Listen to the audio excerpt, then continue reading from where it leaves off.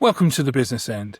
Most of our guests have led teams, but today's guests led 30 players at a time, none of whom worked for him, half of whom disagreed with him at any given moment, and all of them were bigger than he was. Ash Rowden is one of the longest serving referees in the history of English Rugby Union.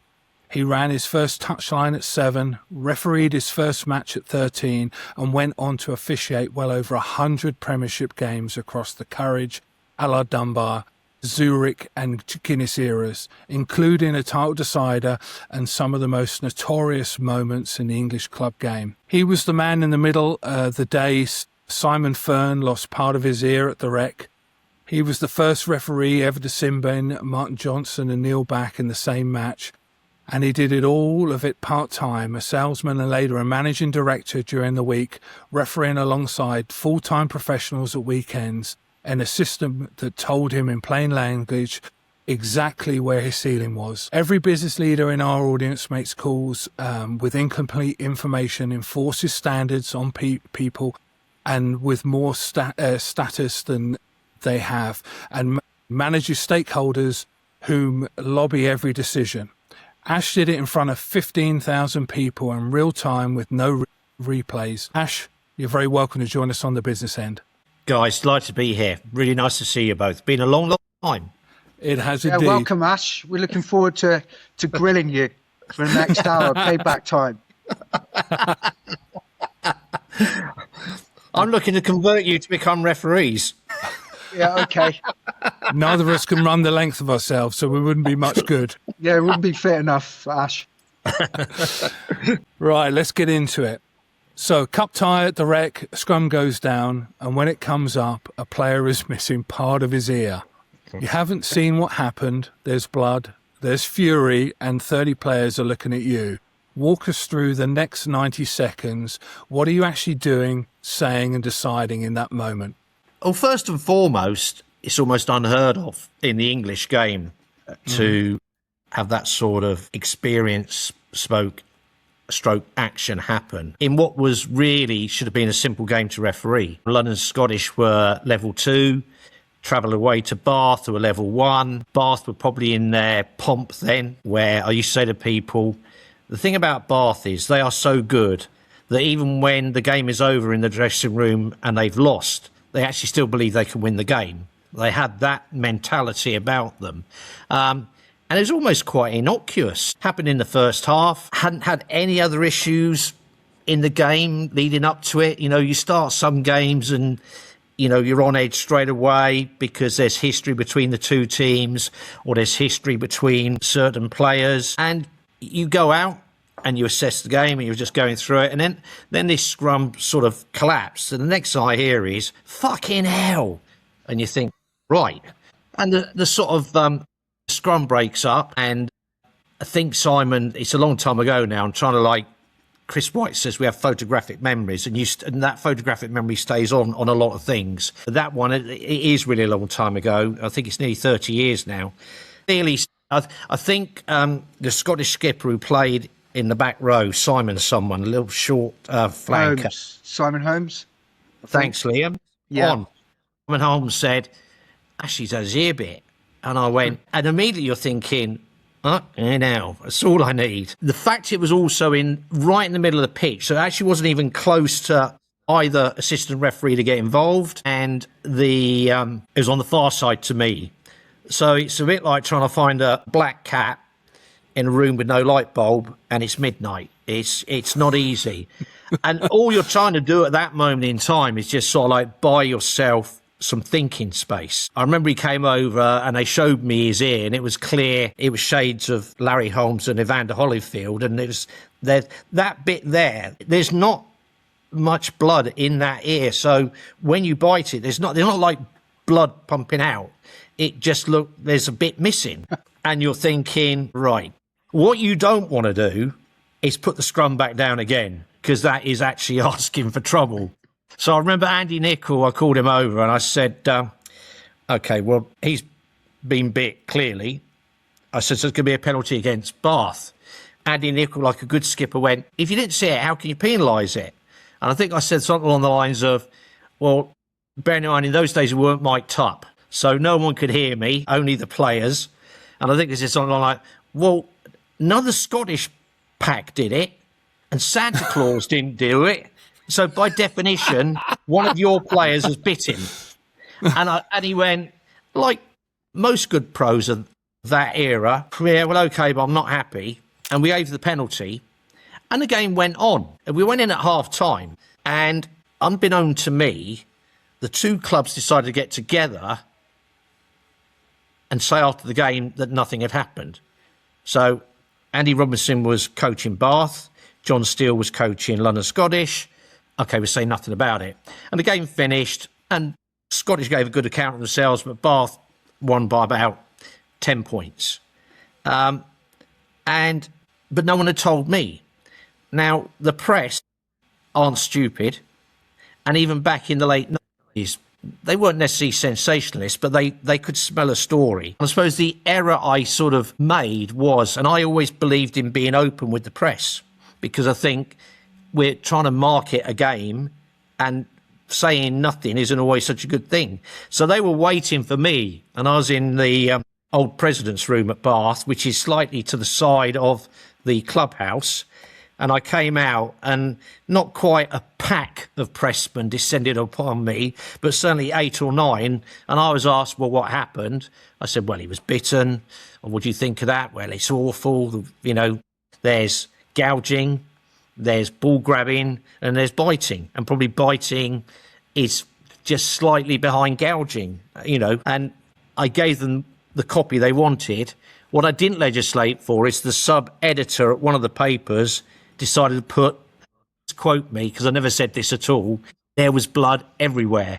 And I remember that's the bit that upset the RFU more than anything. But I just believed in being sort of open and honest about the situation. Going back to the actual incident itself, as referees, we always talk about, and this applies possibly to managing directors, underneath the surface, you're paddling like mad, like a swan.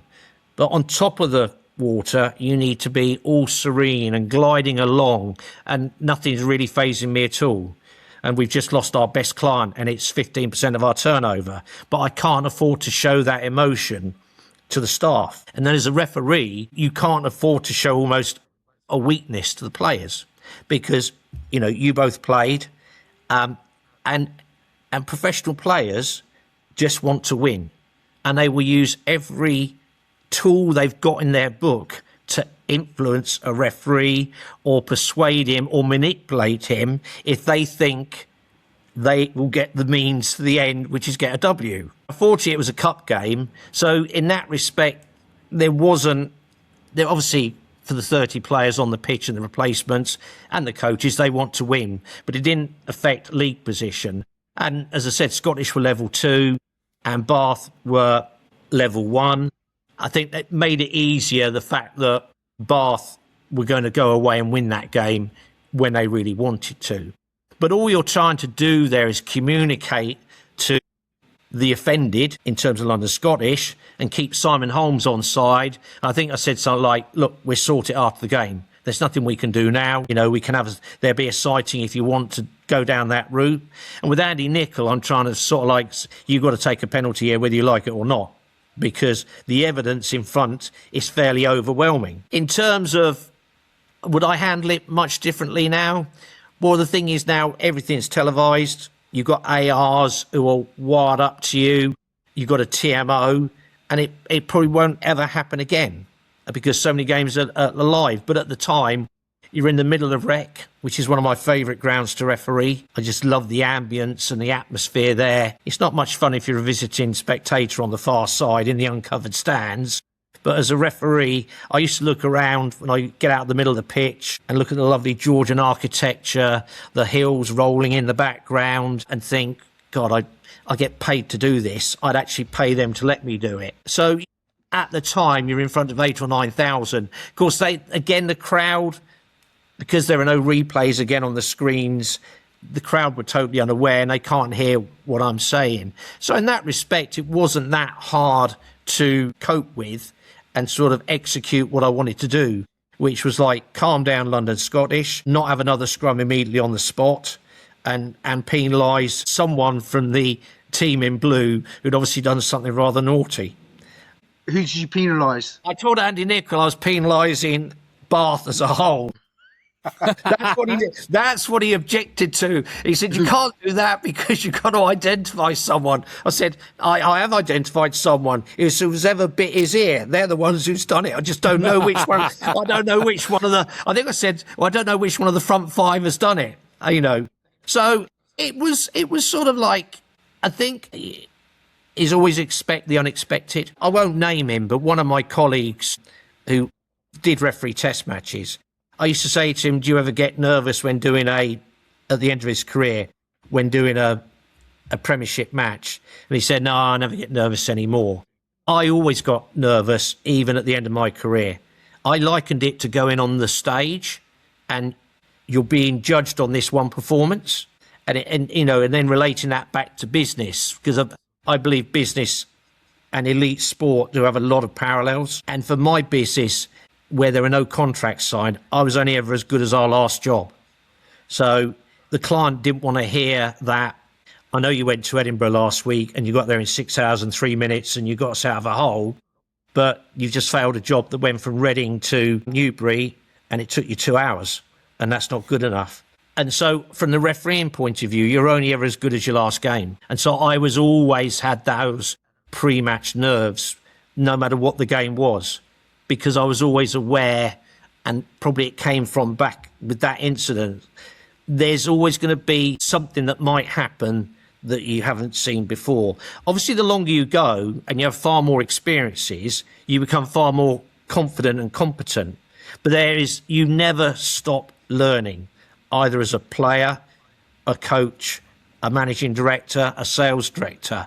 It's all part of putting these little bits in the bank, and they go back there for reference. And 99 times out of 100, as you get more mature, you go, oh, yeah, I remember this 3 years ago, and we did this, and this is what I need to do today. So, yeah, it was quite a simple get out on the day. The fallout was the fact that I started talking to the press, but I've always believed the press had a job to do and that we should try and work with them.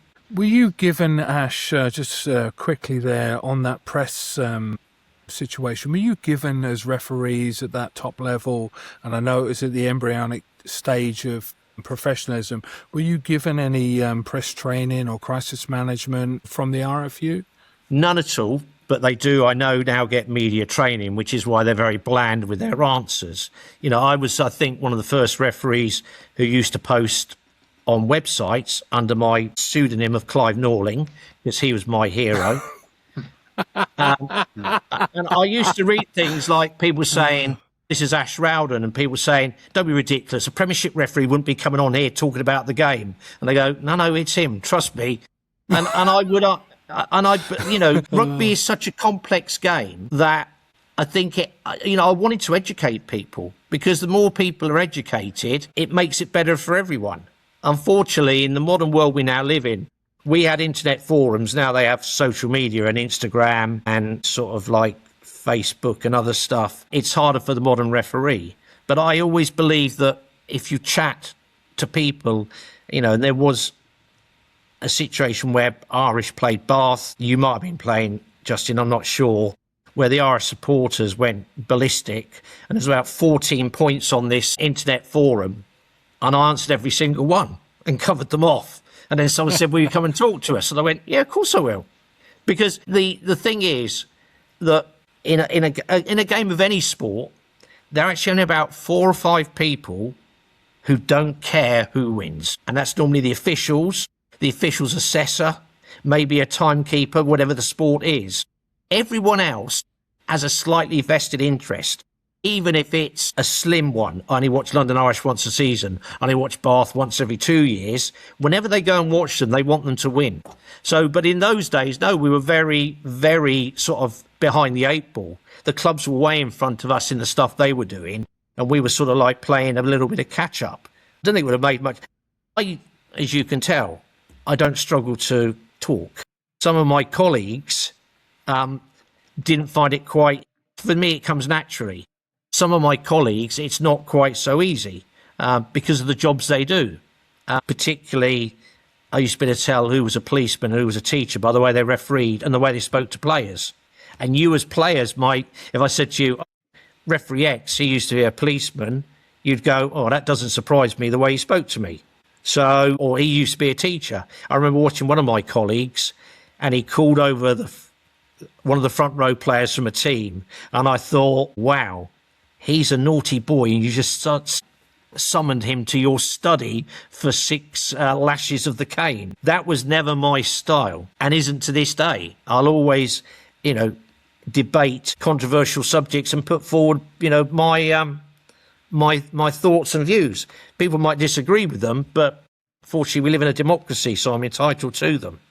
Just going back to the incident, Ash. So when it happened, did you realise the severity of what had happened? In terms of, did you realise some person was missing half of their ear? I didn't realise. I don't think I really fully appreciated how big the fallout would be afterwards. Yeah. At the actual time, it's like, oh, really, ear biting?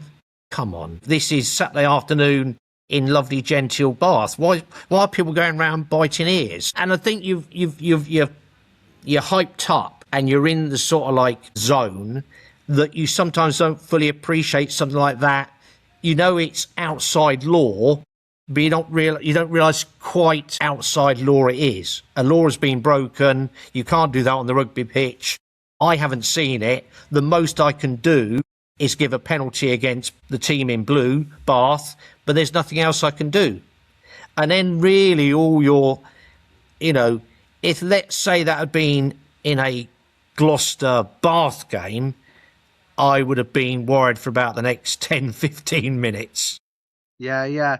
But did you ever feel like pressurised knowing to send someone off for that? Or you just, if it's quite hard to spot, but if you clearly see someone biting, they're going to go. But because of the nature of the beast that is the close confines of scrums and rucks and mauls and players at funny angles, we had a player sent off for Rams last season at level 3 and he was sent off for gouging and the referee gave it from about 5 yards away. And I'm thinking, you must have 20/20 vision, because how can you see a gouge clearly with intent from 5 yards away? Yeah. So it's sort of like, no, you sort of like, there was a stage until Mr. Barnes, young Wayne, came on the system where I'd sent off more in the Premiership than anyone else. I never feared about sending people off. And that's part of, you actually get respect when you send players off from other players, because they know that when a big call needs to be made, you don't have a problem making it. People talk about controversial decisions in any sport. It's never controversial when it's the right decision. It's actually only controversial when it's the wrong decision. But if it's the right decision, it's not controversial. It might be, oh, that's a big call to make, but it's not controversial because it's the right call. Yeah, when you made that, you're relying on instinct because things are happening so quickly that you only process them afterwards, I presume. Yeah. I mean, the scrum goes down, you hear the person cry out, swearing, you know something's happened. What you're actually thinking is, God, I wish, you want to know what's happened, but you don't. You're then shown the evidence of what's happened, and then you have to you're on the hoof, you're making, right, what's the best exit strategy out of this that gets us all the way from this point on the pitch to somewhere else on the pitch, and it definitely isn't going to be, we'll have another scrum. That was never going to happen. And then you just move on. You don't sort of think, because you're in work mode, it's just another decision to make, and then you process and you deal with it. Now you're out in sin bin. Just take us back to Northampton versus Leicester derby match. During that day, you sent off 2 World Cup winners. Take us back to the second card. You've already sin-binned 1 World Cup winner. The derby is barely half an hour old, and you know what the first one cost you in the stands. Now the moment arrives again with an even bigger name. What's going through your mind as you reach for that card? Well, just to set the scene for people who don't understand, the oldest, longest one of the oldest, longest standing derbies is Saints versus Tigers. It just doesn't matter whether they're playing tiddlywinks. It's still a massive derby. And it was at the Gardens, which makes it slightly easier because the crowd's only about 14,500. At Welford Road nowadays, it's 26, 27,000. And the Leicester crowd, I would say, a little bit more vociferous and one-eyed than the Saints fans. Although the Saints fans can be one-eyed and vociferous, but when Welford Road gets going, Saints Gardens is not the same as Welford Road, so that made it slightly easier. And I seen Bin back in the first 5 minutes. He did the classic line break, 5 metres from the line, doesn't roll away, slows the ball down. Easy decision as far as I'm concerned. It was in the first 5 minutes. And say, I remember Tigers being slightly depleted, so that maybe put Jono under a little bit of pressure. And the incident happened off the ball, and it came from an AR. And a number of my ARs used to say they really enjoyed working with me because I always backed them. So if you go to an AR and he says green 4 has punched red 5 in the face and it's a red card, I never argued with them because I didn't think that was the right thing to do. That, you know, in terms, again, relating it to business, you support people who you put in place to make management decisions. And what you don't publicly do is go against them because that just undermines them and they lose confidence. And actually what happened is that Jono and Simon Ems, who is about 5'2", Simon decided he'd like to take on Jono, who was 6'5". So there's a bit of a height and reach imbalance there. And when I got on the scene, they both had blood all over the front of their shirts, and the AR gave his description, and he said the two of them were fighting. It wasn't that bad, but punches were thrown, and it's a yellow card. And it was quite a simple decision. What would have been a harder decision was not to follow through and say, as once happened with me with one of my colleagues, where I recommended a yellow and a red for 2 miscreants. He said, well, I'm going to reduce the red to a yellow, and I'm going to reduce the yellow to nothing at all. Afterwards, the assessor, I said, what went on out there today? And I said, you ask him, because he didn't do as I asked him to do. And, I was a bit grumpy on the day, but these things happen. But I was never like that. If an AR gave me a report, I took it as gospel because I felt that was the right thing to do. So did it make any difference that it was Jono? No, because I think if you don't sin bin Jono, then everyone thinks, well, you're frightened of him, and that's why you've not sin binned him. And if I don't sin bin Jono and then I sin bin Simon Ems, that looks even worse. So then you've had an AR intervene and you've had 2 players fighting and they both stay on the pitch. In those days, people would be going, well, I suppose they could sort of believe it, but not really, because it's like, then why do ARs get involved? That was the whole idea, that ARs were introduced to cut out that stuff behind our backs. I didn't sort of, by now, I think you're talking about 2000. I think that might have been Jono's last season, actually. I think that was 2004 or 2000. World Cup was November 2003. That would have been season 2004, 2005. I think that was Jono's last year. And not to sin bin him, just looks like, well, who's refereeing this game? Is it Jono or Ash? So it was quite a no-brainer in that respect. It just so happened that, normally they managed to keep sort of like only getting one of their star names in the bin. It was just their unlucky afternoon. But I never looked at it as I said, it's never controversial if it's the right decision. It's the correct decision. What's controversial is if I don't put him in the bin and people go, and the press write, how Martin Johnson didn't get in the bin when he had a fight with Simon Ems 50 yards off the ball and there's blood on both their shirts. You do a disservice to your colleagues. You're letting them down as well. It's frequently, we got this line before a game, got to change your studs. Well, they were okay last week. I don't care. They're not legal. Well, he let me get away with it last week. Well, he's a twat. They're illegal. You're changing them. Well, you're not coming on the pitch.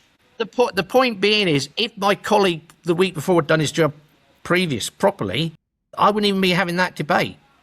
So you're letting, if you don't put Jono in the bin when he's had a fight with someone who he's got 14 inches in height on, then what are we all doing here anyway? You know?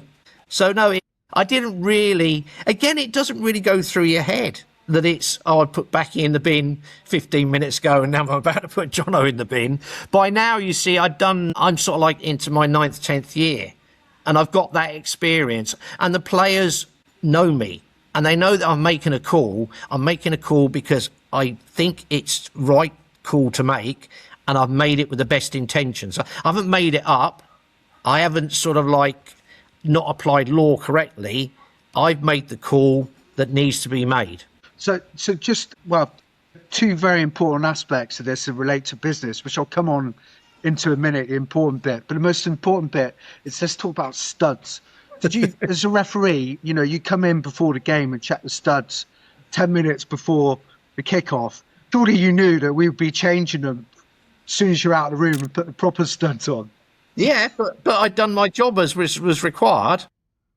Yeah. And then if you decide to change and get caught out during the game, one, the onus is on you, and two, you can't blame me because I've checked the boots, the studs that you showed me before the game. So it was a risk. It's typical of you professional players. You'll use any trick you can to get a W.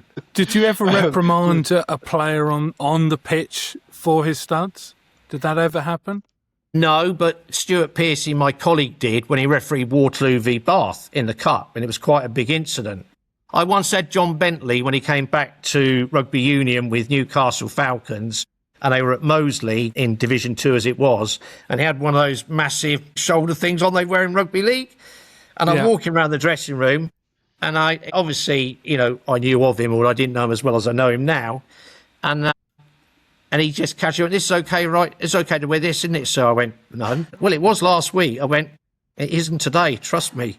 I said, "And if I find you on the pitch with it on, you're likely going to get 10 minutes in the sin bin or maybe a red card, because I'm telling you not to wear it now." You know, so yeah. I never once, I think, had to chat. We're going totally off piste. We once did, I was AR. We once did Southwest under-18 schools versus New Zealand schools, coached by Sid Going. It was at Kingsholm. The referee went in the room and we had these little templates we used to be given that you could put over the stud at the top and at the bottom. And he went to Sid Going, he said, "You'll have to change all your studs." And Sid Going went, "Well, there won't be a game of rugby tonight." So funnily enough, they didn't change their studs and we played a game of rugby. But no, I mean, never had that problem. And if players changed, as I thought they might do, they ran the risk. Going on to the business side of it now, when you were a referee, you spoke when you started off that it took you about 3 or 4 years to stop feeling a bit intimidated by going to places like Welford Road. I mean, when you're a referee, basically leading or managing 30 boisterous characters on a rugby pitch, and how do you build the confidence to manage? And also another important aspect about being a referee, which applies to business, people talking to you, trying to influence you. How do you decipher what's good noise and what's bad noise as a referee? To answer that in a bit of a long-winded way, when I first got on the top 10, as it was called in those days, I had a sort of bit of imposter syndrome, because in front of me was Steve Lander, Ed Morris, Ryan Campbell, Stuart Pearcey, Tony Spreadbury and John Pearson. They were all existing test match referees. So I'm a boy from Berkshire, where we played no real rugby in those days. I think the best team we had was level 5, although Reading went on to play at level 3. And so consequently, it's sort of like, I just loved rugby. I didn't start refereeing rugby because I wanted to be a test match referee or even one of the longest serving Premiership rugby referees. I just enjoyed rugby. And I was refereeing people who I had actually up on a pedestal. They were my heroes because I've been watching them on television. And so it's quite hard. And Dave Pearson, who went on to referee test matches but came on after me, he said, it takes you 2 or 3 years to get established because you two, the players and all the coaches, you're just testing us to see how good we are. And it's a chat, and it's like, can you hang around? Well, how long will this guy hang around? If you hang around for about 2 to 3 years, you as players and coaches think, oh yeah, he knows what he's doing. He's no idiot. And then it just becomes a lot easier. It doesn't become totally easy because of the game of rugby and the way it's structured. But it comes, you as players and coaches know what our strengths are, what our weaknesses are, understand that we're there because we want the game to be better, understand that for some like us, I will make big calls and send people off. But Welford Road in particular, and Gloucester to a degree, are quite intimidating. So when they first give you in the first year, you get Leicester at home to someone like, with the greatest respect to my friends at Rotherham, say, and Bedford, and teams, shall we say, who are likely to be at the bottom end of the league, where if we're doing the pools panel, everyone's predicted home win for Tigers, and they start you off with those games. So as you get used to the atmosphere, the crowd, the expectation, the quality of rugby as well. And that's how, again, going back to business, that's how you start off your promising youngster in the business, in whatever position he is. But you look at him and think, well, he could be quite good at this in 2 or 3 years. I suppose it's what they would now call apprenticeship still, that you give someone an apprenticeship and you want him to go well and he'll learn the business, and then you want them to stay with you with the company. And that's really what you're doing. But I'd say the first 2 or 3 years was, and it just seems also when you start, the bad situations follow you around. So, you get the ear biting. In the second game on my top 10, Leicester beat Sale deep into injury time, and I was booed the whole length of the Hayward Road because I finished the game at the wrong end of the pitch. And I was so tired. I was so tired in the dressing room. My coach, which was a new thing in those days, my coach actually undid my boots and took them off me because I physically could not do it. And these things sort of like, that game itself was the first time they spoke about timekeeping, because Colin Hyde was there watching the game. He said all anyone wanted to talk about after the game, but this is like September 95, had the referee played the correct amount of time. Should we be expecting referees to keep time accurately as well as everything else that's going on in a Premiership game? And that's when it first started. And it took a while to come in. On that day, Paul Turner dropped the goal and I had 20 seconds left on my watch. And it went dead. Maybe a referee of 10 more years experience without a clock showing in the ground would have went full time, Sale would win. I looked at my watch naively as my second week on the top 10, thought, one more play, they kick it out to Sale. Sale will put it off the pitch, game over. And Leicester kept it alive for about 2 minutes and scored under the posts to about 6,000 Mancunians booing loudly. So, I mean, how do you make decisions though? Like when you start off and you've got like, how do you stop yourself getting influenced by people that are big characters? I'm going to call the players the employees. Yeah. How do you make the right decision, not be intimidated, and not be influenced by talkers? Well, what happens is you make mistakes and you learn from them. Rugby is fairly unique because you're probably more so than any other sport, you're in very much close proximity to the players, to the employees. And as I said, you're all devious so-and-sos because you just want to win. So everyone's offering you advice. And what you learn to understand is that very quickly, that advice is only going one way because they and so, and I think, I'll openly admit the two best at it were Lawrence and Jono. And I think they were the best at it was because when they were playing club rugby, they could probably play 80% of where they needed to be, and that was good enough.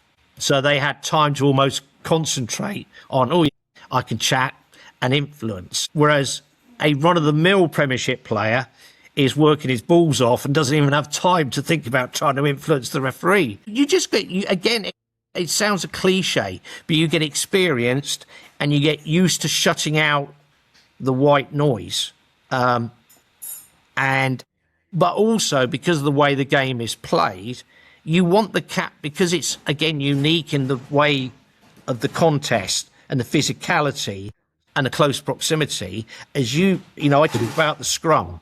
The scrum is unique because it's the same 6 players going head to head all the time. It's not like you're out in the middle of the pitch, you're a centre against a centre or a fullback against a fullback. Every time we put down a scrum, you 6 are up against the person you've been up against since second 1. And that's what makes it so hard. So in terms of there are some good things that are said to you. I always liked a bit of humour.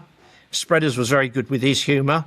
I was always approachable to, there's many photos you'll see of me online where I've been snapped by Getty Images with a smile on my face or laughing openly. It was just understanding that every time someone spoke to you, there was an ulterior motive. It was never like, oh, sir, our loose head's being absolutely screwed by their tight head. Could you have a try and look after our loose head? No, because you just admitted he's being screwed by the tight head. Lawrence and Jono were very good at it. I'd say Lawrence was probably the best. He just had a way in which he spoke. And it's not necessarily what you say, it's how you say it.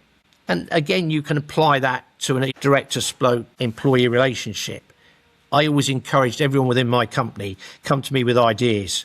If you've got something that you think will make the company better, I'd never shoot you down in flames. Definitely not publicly. So it would often be in an open office. If they came to me and said, have you thought of doing this? I'd normally always go, that's a really good idea. I'll take that on board and I'll let you know if we're going to do that. And then they'd go out of the room and I'd say to the office staff, yes, about the 10th time we've heard that, but, it was good. You're not going to shoot, you're not going to, belittle someone for coming up with a good idea. And similarly on the rugby pitch, you don't want to belittle them because that makes them look stupid. And you want them on your side some of the time. So, but it became very... Yeah. Tim Rodber was very good as well. He spoke, as you would expect with someone who'd been in the army. If I was doing Wasps and Northampton, I always knew, and Lawrence and Tim were skippering, I knew that I wouldn't necessarily have an easy day at the office, but I wouldn't have any major issues because they would control it. I liked Phil de Glanville as well. He spoke well. And there are others who just shouldn't be captains at all because they just talk total bollocks. And then when you ask them to go back and talk to their players and ask them to do something, you look at them and they don't get anywhere near their players. It's like gone over their head. Some people are cut out to be captains, others aren't. So it was, when you first start out, you are a little bit wet between the ears and you think, oh, everyone's here to help me. You very, very quickly, you've probably wised up at levels 3 and 2. But when you get to level 1, you're in with the big boys. And it's like, it just starts all over again, but it's actually better. The chat is better.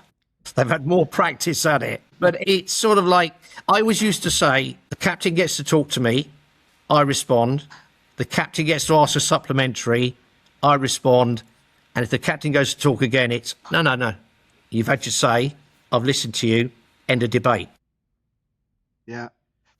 It's an important point you made, though. You need captains on side to basically influence, to have a good relationship with them as well, to keep the players in check, so to speak. If anything's going wrong. But using a military analogy, they're your sergeant majors. You've given the orders, and you want them to cascade that down to the guys in the trenches, and some are very good at it and others aren't so good at it, and it's no different to a chief executive. If I made a decision, although we were quite a small management team, but tell them this is what I want done, make sure they understand, and you're using them as your sort of like, they're firing the bullet, you're loading the gun, but they sort of fire the bullets in a nice way. Very good.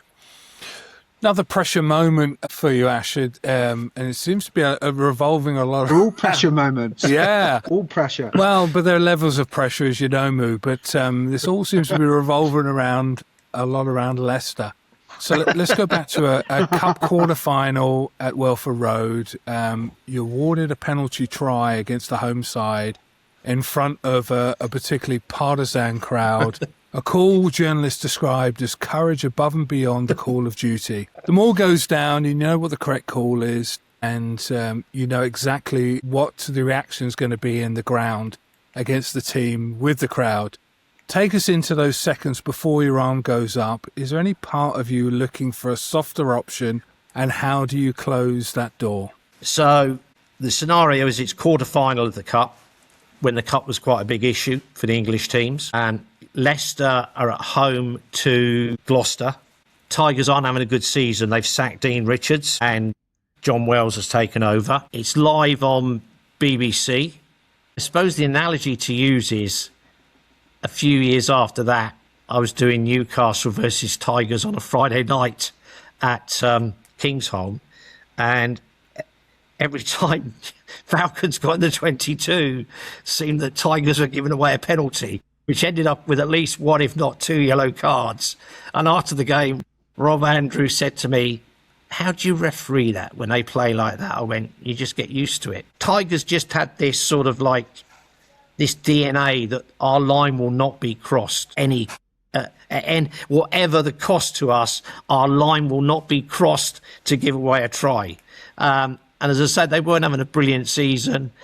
And I'd given about, in quick succession, 3 or 4 penalties for the driving maul being collapsed. And it was like, you're thinking, because by now, again, I've got the experience, and you're thinking, this is only going to end one way now, and I'm going to have to make a big call. And it's, have I got the bollocks? And I suppose, again, it's sort of like, you sort of see it happening, and it just becomes a natural instinct. I'm going under the sticks, because they are not going to let their pride as a forward for Leicester Tigers at home to Gloucester. We will not show any weakness and let them score a try naturally. We will just keep on, and you can use the inverted commas, we're going to carry on cheating all the time. And then it becomes almost me against the Tigers forwards. How many times can we get away with doing this before you have the bottle to either not give anything, which is what we want, and you'll give a scrum, or you're going to go under the posts?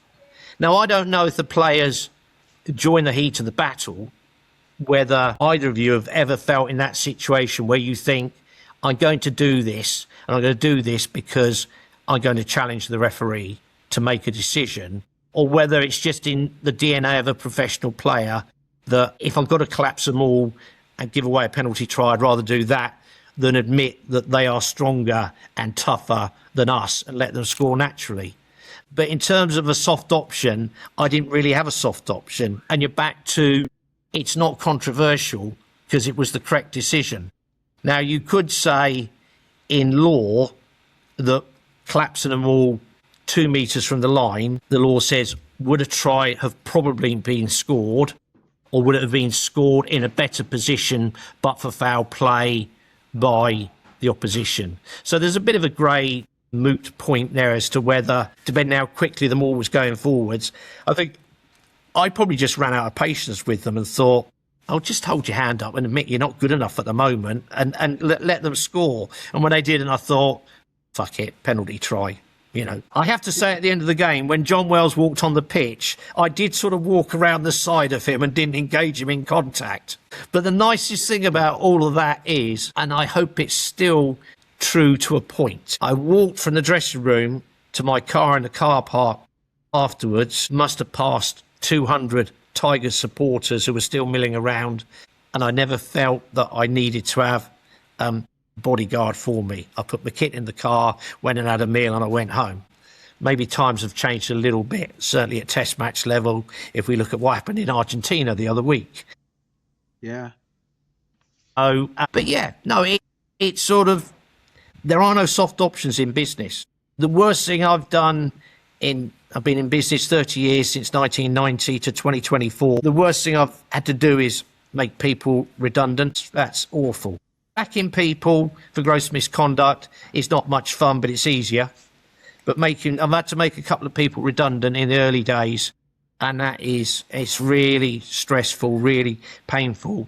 But you have to make that decision because each one was made for the betterment of the company as a whole. And as I said, whilst the person being made redundant might say it was controversial, I'd say it was the right decision. I don't think any decision is ever controversial if it's proved to be right. And that was the same at that day at Welford Road. I'm sure that all the Gloucester fans thought I was the best referee that ever walked any rugby pitch that day. but they'd have forgotten about it probably 2 weeks later when I was refereeing at home and they probably lost. Strange how people have very fickle memories. Isn't it? Were you taught to make decisions under pressure as a referee? And do you think your business background helped you to make those difficult calls when you know that you were going to be so unpopular making them? We weren't given any training by the RFU, but I'm a firm believer that if you want to get to the top in anything, you have to make big decisions. And so to come back to level 3 in Rams at the moment, we played a game against Roslyn Park about 3 years ago. It was a clear red card, and I called it from 70 yards away. And then I'm listening to the referee, because even at level 3 level now, we can listen to the referee. And I said to the people in the technical area, he's going to bottle it. Because he went to talk to the AR, and I thought, why are you talking to the AR? You were 3 yards away. And the AR had about 20 players between him and the incident. And surprisingly, no, I can't help you at all. And he gave a yellow card. And in my frustration, I ripped out the earpiece and slung it on the ground and said a few choice words I won't repeat today. And I said to people, they think that by making that call, that endears them to the team that have offended. But actually, the team that have offended should be worried, because when it happens to them, he's going to make the same decision and they'll be up in arms then. So not making a big call, either in business or in sport, you're just opting out and you're actually not doing anyone any favours at all. Yes, very good point. The people who do well in either field are the people who, when it comes to making something really that other people would struggle to do, they do it. An actual fact, at the time, you making it don't feel brilliant. As soon as you've done it, there's a weight off your shoulders, and then a day later you're thinking, yeah, that was the right call. I know I've made the right call. Making the wrong call to appease people doesn't help anyone in either business or sport. Absolutely. Very true. You touched upon some setbacks in business, having to make tough decisions. Let's flip that over to rugby. There's an unwritten rule there. If you're not on the international list by 40, you won't be developed. You came up through the pipeline alongside Chris White. England could only push one referee at a time. At 41, your boss called and told you bluntly you weren't going to make the international panel. You said you were generally hurt, understandably. What happens in the days after it, and how long does it take before Test referee stops being the goal and the benchmark? Premiership referee becomes the new one. I had to go home from work when I took that phone call. I had no idea it was coming. And it's hard for the RFU when you've got part-time employees. Colin High was my running the elite then, and he was a blunt-speaking Cumbrian. And someone said, I was a phone call for your Ash, guy called Colin High. I said, oh yes, my rugby boss, put him on. And he literally was like, hello Ash, this isn't good news, but you're not going to fucking make it. And it was delivered like that, because that's how Colin delivered. Colin didn't do niceties. It's pretty blunt. Where you stood, You knew where you stood with Colin. The thing is with Colin, he had a heart of gold. He had a really rough bark, but his bite wasn't necessarily that bad. Devastated. Absolutely. I think about it now and it's sort of still, I think, what if? But hindsight is a useless commodity. I think that I don't think it's easier now because they're nearly all full-time. In my era, we just had 2 or 3 full-time referees. I think I got down here. I think Steve Lander was one, Ed Morrison was the other, and Chris White was the third one. And we didn't have the money for any more. But I was told as well the RFU wouldn't make me a professional referee. They only wanted to make people professional referees who could go on to referee test matches. It's hugely political at the top. You know, when you see the World Cup next year at 2027, don't think that's the 10 best referees in the world, because it's not. Trust me. Well, rugby will tell you it is, but there is so much horse trading that goes on. Understandably, I suppose. Every country wants a representative if they can, and so sometimes people have to be sacrificed. I think I look back now, I think if I'd have made it to test matches, I think the politics would have screwed me up. The people sort of saying to you, oh yeah, really good game. and then you get the assessment, which is it's still subjective, but now there's video evidence all the time. In my day, there wasn't the quality of video evidence required, and then you'd get slaughtered, and you found that people couldn't be honest to your face. But of course, it's still hard to say what you think when it's totally wrong to someone's face, because they're going to challenge you. But it was, I gave up a lot. I didn't see much. My youngest was 1 when I got on the top 10, and 15 years later when I came off, he was 16. I'll never get that back. It upset him enough and sort of festered with him. I had to go with him to counselling about 3-4 years ago, because he couldn't understand why I wasn't there at weekends. And his elder brother, when he was about 13, 14, so about 2001, 2002, as I walked out the door to do Bath versus someone, I can't remember who Bath were playing, I remember him saying to me, "Why can't you be a proper dad and stay at home at weekends and spend time with us?" Suffice to say, the 30 players that day didn't see the normal, happy, jovial Ash Rowden. They got it in the neck. You make, massive sacrifices. I did 6A internationals. I made the error of believing, I said this to Chris when we got in the top 10 together, said I believed naively that it was all about ability, and that if you were good enough, you got there. As with probably politics, sometimes you've got to be in the right place at the right time. But I do think that possibly if I had gone up to test match level, some of the shenanigans that go on would have affected me. I wear my heart on my sleeve. I find it hard to sort of not show emotion, and I know when I've had a bad, I didn't need anyone in the stand to tell me when I'd had a bad game, because the players, you told me. I knew on the pitch I was having a bad game. I didn't need anyone sat in the stand and saying, "Oh, you didn't do very well at the scrum today." No shit, Sherlock. You think I didn't fucking know that? Yeah. So look, you get over it, obviously. I couldn't put a time limit on it. I enjoyed refereeing, so the Premiership was the next best option. And I just thought, I'll do any game they want, wherever it is in the country, whether it's Friday night, Saturday or Sunday, I'll go and do it. I think my marriage would have failed anyway, but doing the rugby just sped it along its way. And sort of it was, the lid was on the coffin. Free in rugby was just someone banging the nails in. And we give up a lot. And even today's officials who are full-time probably give up a lot, as the players do. But generally as players, you're all a lot younger. In my era, getting on the top 10 at 35 was considered really quite young. He was 31, so he was very young. But within 10 years, we got Wayne Barnes, who was only 25, 26. And now you look at the likes of Luke Pearce, off Ridley, they're insanely young. Does it make them better referees? I think you can't buy experience, and that's all I'll say. Yeah. And I refereed a lot of games before I started refereeing when I was 13. I gave up when I was 21. I was refereeing at 17, 18, 4 games a weekend. Saturday morning, Saturday afternoon, Sunday morning, Sunday afternoon. Went to play football.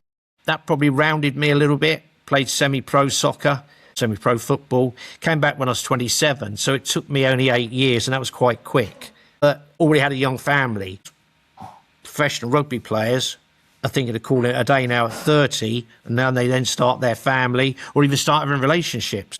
I had to go home. I remember saying to my boss, "I've got to go home." He said, "Why?" I said, "I can't even try and explain to you why I'm in no fit state to try and do any sales this afternoon." Yeah, you take away anyone's dream, it hurts them. It's not quite the same as an academy player being told by Northampton Saints, "You're not going to make it as a pro," but it's similar, because he's had his dream on being a professional player, and you get told by Phil Dowson, "You're not going to make it." So I just thought I'll just referee as many Premiership matches as I can, and that when the RFU want to get rid of me, they get rid of me, which they sort of pushed me along that way. But it took them another 35. Yeah, probably took about another 12 years. I look at the modern referee, and a number of them, to me, by some of the things they do or the decisions they give, it shows an inexperience still, because they've not because the game has been sanitised, it's easier to referee. So when they have to make a big decision, they're not used to making it and not sure what to do. Yeah, it's a sad story, really, Ash. At the end, I mean, how did you really kind of recalibrate focus? How do you I just want to referee games? Was it just pure passion for refereeing? Well, it's pure passion for refereeing, and we were getting quite well rewarded as part-time professionals then, and that made it easier. But I just wanted to referee. I refereed Rams under 14s about 3 years ago. They played Teddington under 14s, and the female manager of the Teddington under 14s, after the game, she came over to me, and she didn't have a clue who I was. She said, "Can I just say, you're quite the best referee we've had this year. You had such a feel for the game. Have you ever thought of trying to go any higher up the ladder?" What did you say, Ash? I just said, "That's the nicest thing anyone said to me this year," which is probably true. It's sort of, I just enjoy refereeing. Look, an ego needs massaging, and let's be under no illusion, you have to have an ego to referee in a Premiership, without a shadow of a doubt.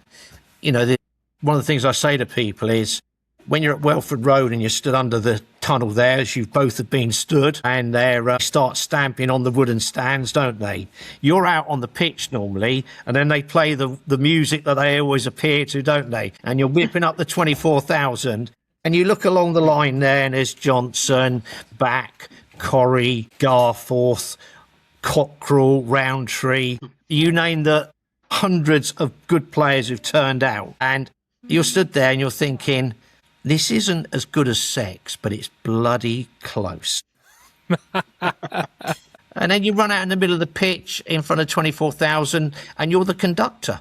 And everyone is actually looking at you nearly all the time. Yeah. And you decide in a way whether people who have an enjoyable afternoon or a not so enjoyable afternoon.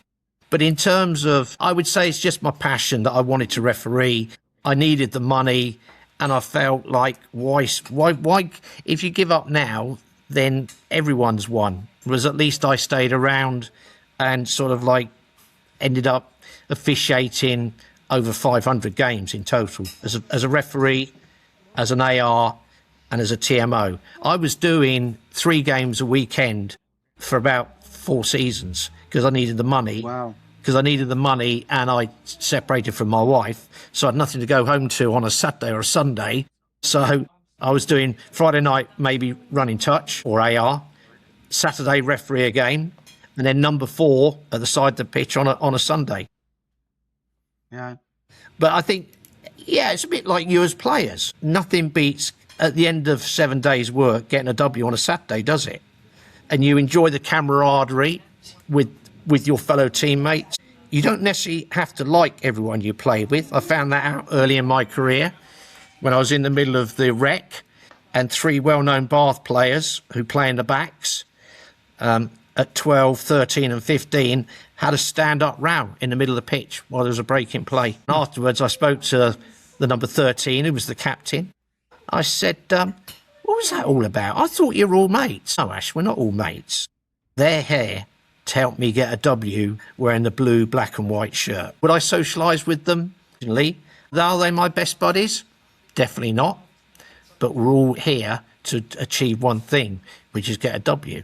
And I'm sure it'd be the same for you in teams you've played with. You don't have to like people that you work with, but you do have to respect them for the job they do. Very true. That creates best teams, that tension, I think. There has to be that edge because that brings out the best in everyone. And sometimes you go over that edge and it'll break. In Leicester style, it used to break out every Monday, Tuesday, Wednesday, Thursday. They'd have a scrap at the training ground. Yeah, they're all best friends, though, as well. Yeah. I think. It worked for them. It wouldn't necessarily work for other teams, but it worked for them. I think Woss was like, let's go down the wine bar and have a few drinks. So I don't know what we did at London Irish, Fitzy. What did we do? I'm certainly not saying on here. But it was, look, it's what now? How long? Jesus, it's 27, 28 years ago. It doesn't hurt really now, but I still look back at it and think, what if? But then I wouldn't have maybe had a successful company. So taking someone's dream away from them is always painful. I don't believe it was warranted because it was more political than performance related, but you can't beat the system. Yeah. Yeah. So that's great, Ash. I mean, I've got 5 quick questions at the end to finish here. We've taken up a lot of your time, which we're grateful for. So, first thing that comes to mind for the loudest ground you've refereed and the quietest ground. Well, I've got 4 answers here. Loudest consistently was Claremont Auvergne when they were in their pomp. 80 minutes of just noise. Worst ground for officiating, Perpignan, because it's like an amphitheatre because they're all looking down at you. Tigers for the consistent noise in England because there's 25,000, 26,000 when they pack out the stand. But a memory that always springs to mind for me, after we won the World Cup, I refereed Johnny's first game in front at Kingston Park. And literally the first time he touched the ball, it was like the whole ground just erupted. It was like England won the World Cup all over again. 10,000 Geordies just went ballistic. It was almost like a surreal moment. It was like, as the Queen just arrived or something in the ground and I've missed it. But it was Johnny touching the ball. And the quietest, well, I think I hold the record for the lowest ever crowd at Medeski Stadium when Richmond were going bust. They had 1 game left to play and we played on a Wednesday night at Medeski Stadium and there was 1,200 people in the ground and the ground holds 27,000. Wow. Wow.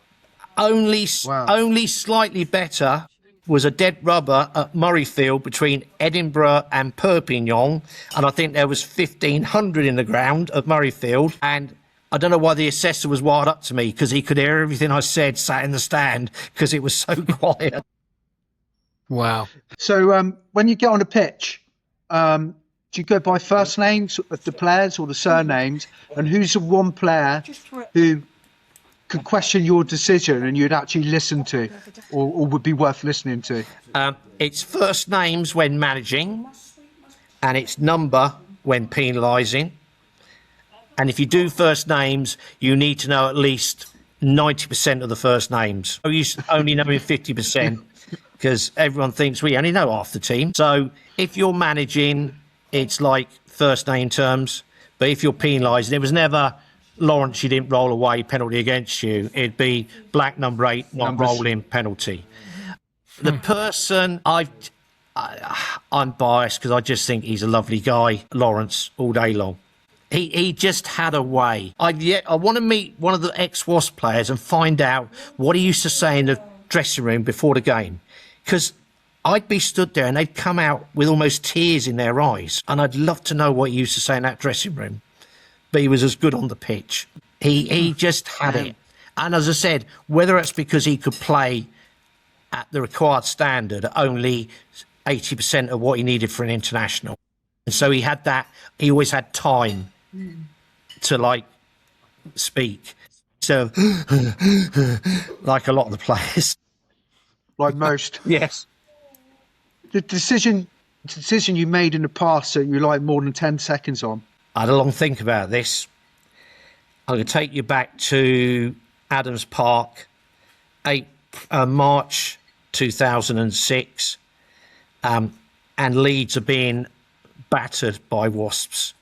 They're nilling them, which in the modern game takes some doing. It was 28-0, and we're in the 78th minute, and Wasps have just scored again, so it's now 28-0 with a conversion to come. And Richard Parks, who plays in the back row for Leeds, who I knew quite well, good player, wholehearted. I'm walking back out and giving the try, and I'm walking towards Matt Dawson and Lawrence Solalio. And he looks up and he goes, "Cunt." I think, right, I'll ignore that. I didn't hear that. And then he goes, "Cunt," again. And Matt Dawson goes, "Did you hear that?" I'm thinking, oh, no, don't say that. Don't say that. Of course I heard it. I sent him off. If I had my time again, I wouldn't, because I didn't need. What you have done? I'd have just called him over and said, "Look, you've said that." Give him a cuddle. Say, yeah. Well, what I didn't realise is until I watched the download later on in the week that as Wasps scored their try, his line on the ground, Lawrence planted his size 10 boot on his hand. And then it gets sent off. And it wasn't accidental. And I'd have probably just said you really didn't mean to say that. And it's a bit like Dylan Hartley when Wayne sent him off in the final. Don't look at me and say something if you mean it to go to a player. Because if you're looking at me when you say it, it looks like it's directed at me. And I just happened to be, I think he was aiming it at Lowell, but I happened to be stood between Lowell and Parksy. And I think I should have maybe gone over and said, I'm going to pretend I didn't hear that, and then gone back and sold it to Matt Dawson and said, no, I didn't quite hear what he said. And he just said, apparently you can't do what you've just done. But I would, if I had my time again, and then because rugby is the game it is, he went to Perpignan for the next season, and I went there for a Champions Cup game in October. Walk in the dressing room, Richard sees me and starts apologising profusely for something that's happened 5 months previously. And I'm going, Rich, it's okay. I understand. It's not an issue. These things happen. But yeah, I would change that one, I think. And one habit from refereeing that every CEO in business should be forced to adopt. Can I have two? Yeah. Have as many as you want, Ash. Well, you've asked me for one, so I thought two was pushing it. First thing is, I think communicate effectively. I think whether you're doing something good or bad for the company, if you communicate it effectively, not everyone will agree with it because that's life, but they'll understand why you're doing it. So the CEO at Rams said to me recently, I want to do this. And I said, Gary, you can do whatever you like because you're the chief executive and it's your money that's bankrolled in Rams. If you give me a sound business proposition as to why you're doing it, I support you all day long. And the other thing is, which I hope is why I was successful in a company, is I never ever got complacent. I never thought I'd cracked it, because particularly in the industry we're in, there's no contracts that are signed. You go and see a client and they'd say, we've got about 20 movements a week. We go all over the country in all different size vehicles. And you'd go, well, can we have your business? And he'd go, we'll give you a go and see how you go. So you only ever became as good as your last job. And then that takes me back to the refereeing.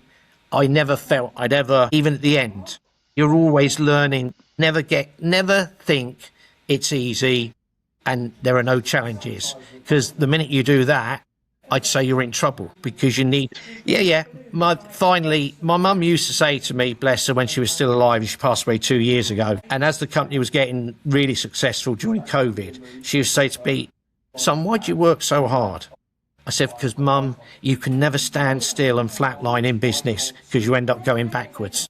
You have to keep going forward. It's the trajectory is what you can control. But as long as you're going forward and the trajectory is manageable, then you're okay.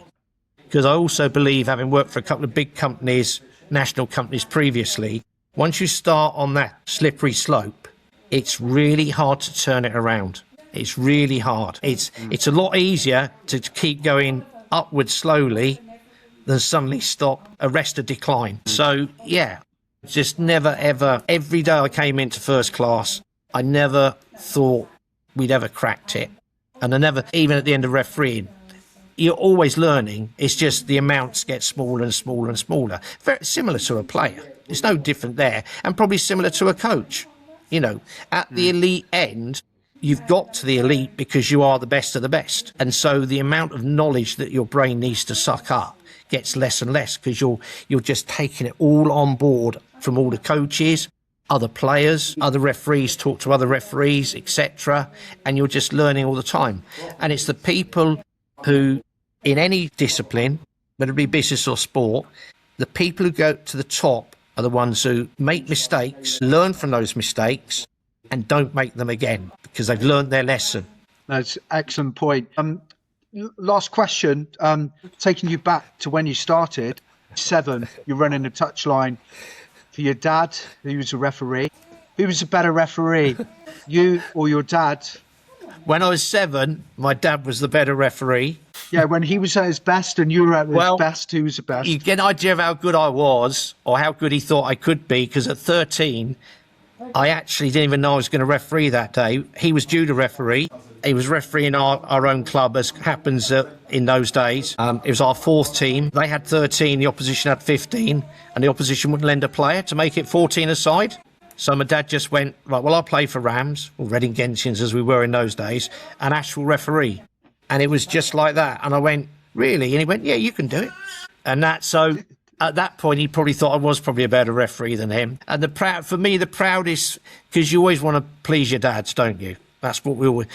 I got to do the Army Navy. He didn't watch me do many live games, but he came to watch me do the Army Navy, and he was just sat in front of the committee box. As I came away from getting my medal, he gave me a great big bear hug, and that made it worthwhile. 60,000 Army Navy. The technique and the skill level might not be there, but they mean that more than probably Premiership players do. 15 trained killers on either side, and they train for one game for their whole season is on the Army Navy game. Yeah. So that was very enjoyable, and to have my dad there and my brother was worth it. Yeah. So was that a hug and admittance that you were a better referee than your dad? I think that was a hug that's my son. I'm really pleased how well he's done, and he probably deserves it because he knew how hard I worked and trained. Let's ask the real question. You're a teenager of 13 refereeing your dad. Were you tempted just to send him off? I would have. Do you know, I don't remember much more than the fact we were on a... What is amazing is that just would not happen now because the RFU wouldn't allow it. You got child safeguarding and whatnot. We're on a public park in the middle of Reading. There are loads of strangers walking around, and I wasn't that big as a 13-year-old, and I'm refereeing 30 grown adults aged between 30 and about 50. The RFU would have kittens if ever that happened now. But it just seemed normal. Yeah. It just seemed normal then. And because rugby is such a great game, every time I gave a decision, no one said a word. It was because they knew, we wouldn't have a game unless it was this 13-year-old kid in the middle. Yeah, absolutely. I can't remember whether he had a habit because... He just had a habit of normally getting, he was an open side flanker, of getting concussed and things like that because he was too brave for his own boots. And I think probably because he knew I wouldn't be able to get home, he probably stayed out of trouble most of the time. So I didn't have to penalise him that much. Excellent. Very good. Ash, and that was brilliant. That was everything we'd hoped it would be. Decision-making with no replays, standards with no favourites, a masterclass in what authority looks like when nobody on the pitch works for you. Thank you ever so much for coming on the business end and sharing your story and expertise with us. Much appreciated. Cheers, guys. Yeah, thank you, Ash. Really appreciate it. Thank you.